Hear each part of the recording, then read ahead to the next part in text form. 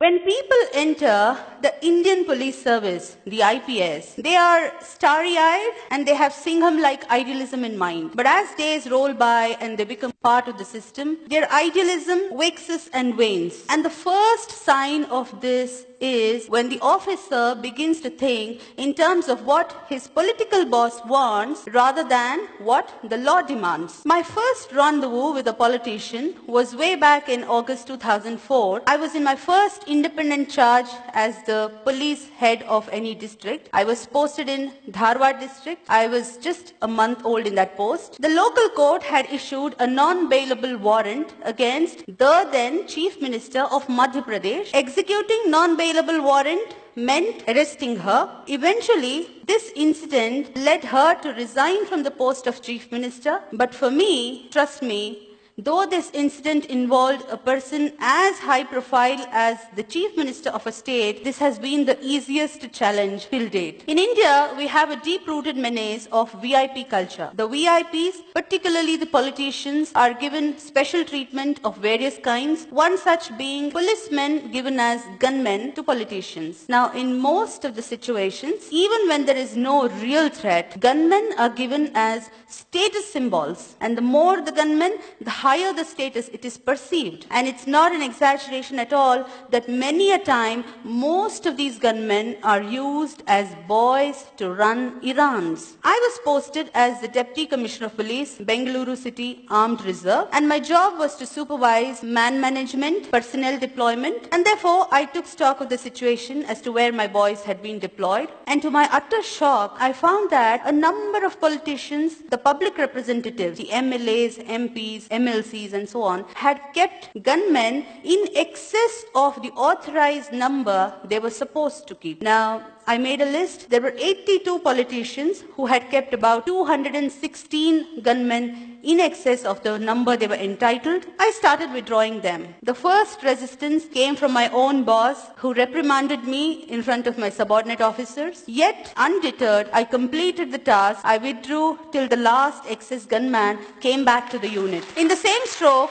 I also withdrew 8 brand new SUVs kept by the then ex-Chief Minister of Karnataka. The man had stepped down from the post of Chief Minister, yet the vehicles had continued to be with him. I withdrew the vehicles, but I often wondered why my predecessors had not acted. What prevented them from setting things right? I later learned that these are called the dirty jobs. They are unpleasant tasks, inviting the wrath of the politicians, and nobody wants to do them. Not very long ago, I was posted as DIG Prisons, Bengaluru. I was there in that post for barely 17 working days, barring all the Sundays and holidays. And during that time, I witnessed similar special treatment being given to a convict. This convict was very powerful. She had been the close aide of the ex-Chief Minister of Tamil Nadu who died recently. The convict herself was slated to be the Chief Minister some time ago in that state. Now, the Supreme Court had convicted her under Corruption Act for possessing disproportionate assets beyond her known sources of income. Flouting the Honorable Supreme Court's orders,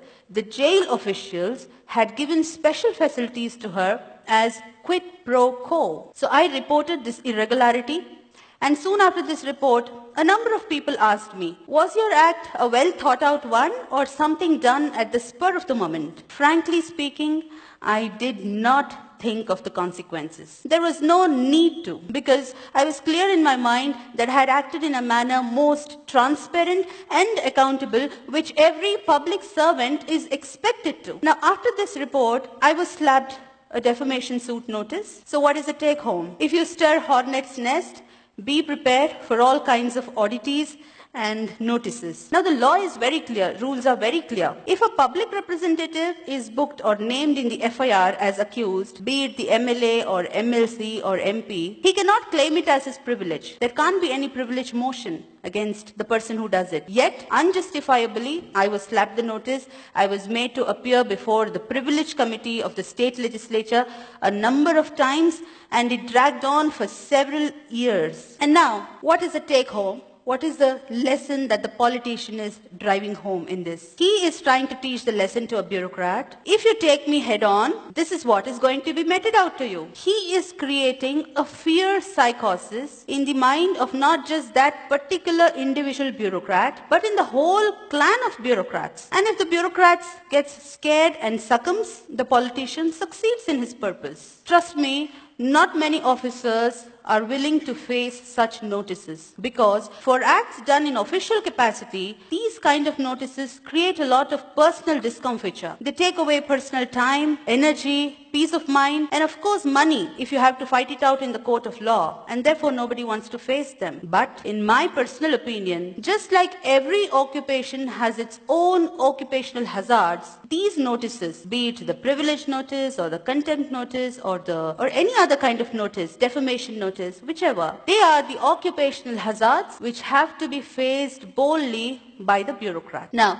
coming to the challenges that I faced as a woman in male-dominated police force, the peril is that the woman officer could be ignored, taken for granted, taken lightly. Her instructions can be thrown to air at times. I had one such shocking experience in Gadag district. In 2008, I was heading Gadag district police force. There was a powerful politician who had been a minister earlier. He addressed a gathering of his followers and made an inciting speech that made his followers to set ablaze on fire 3 government buses soon after his speech. Now, government buses mean public property bought out of taxpayers' money. I instructed my subordinate, the second in command of the rank of DYSP, to arrest the politician as he was prima facie guilty of abetment of the offense, and there was videographed evidence of his speech. Now, to my utter shock, not only my subordinate resisted, refused, but also kept on arguing relentlessly and kept lying to me that the politician had already left the town. I too did not budge. I had reached the police station in the morning and I kept sitting throughout the day. So it became evening, it became night. The clock struck 9 at night, 9:15, 9:30, 10. And finally, when the police staff saw that I'm not budging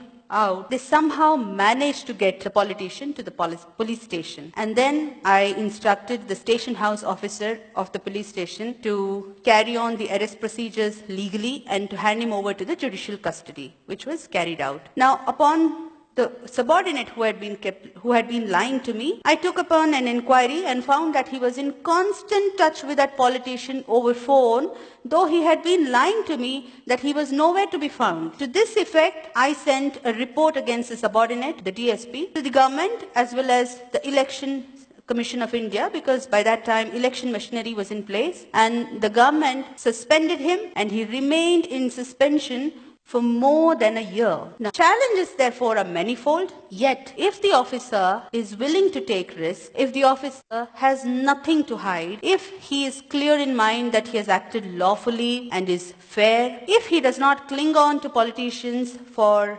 perks, cushy postings and so on, and last but not the least, if he has kept his bags packed ready to move out anytime if transferred, then such an officer, he or she, becomes a force to reckon with. Now, you might see that it's a commonplace knowledge that the MLAs, the MPs, the MLCs, these posts are created under the Constitution of India, but one must not forget that it is under the same Constitution, the All India Services, the IAS, the IPS, are created. And Article 311 of the Constitution gives complete protection to the bureaucrat for acts done in official capacity, and it is available to every officer in the country, including the state services. So the day the bureaucrats are able to come out of the phobia of transfers, the phobia of politicians, we will have the best bureaucracy in the world. Karl Marx once said, bureaucracy is an iron cage, but I find that our bureaucrats have chained themselves. They are the ones holding the chains. The day they break away from these self-imposed chains, the day they start exercising their real power, we will see a new India.